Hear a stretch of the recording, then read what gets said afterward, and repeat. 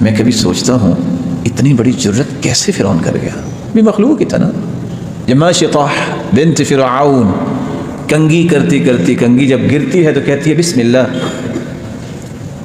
تو کہتی ہے یہ اللہ کون ہے؟ تو ماشطہ نے کہا ربی و ربک اللہ، تیرا رب اور میرا رب، لیکن رب تو میرا باپ ہے، تم کس اللہ کی بات کر رہی ہو؟ کہا نہیں، تمہارے باپ کا بھی رب وہی ہے۔ کہا تم باز آ جاؤ، بغیر نہ جانے کیا کچھ ہوگا۔ کہا کیا ہوگا؟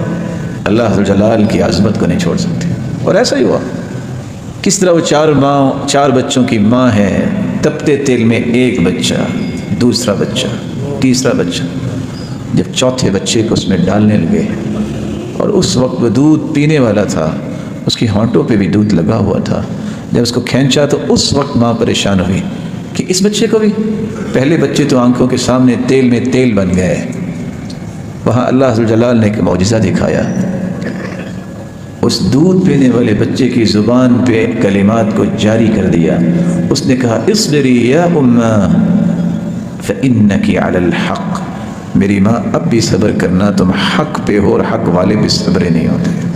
آج 1400 سال ہے اس کے تذکرے ہو رہے ہیں اچھائی میں، اور فرعون کے تذکرے کیا ہو رہے ہیں کہ یہ گماشتہ تھا۔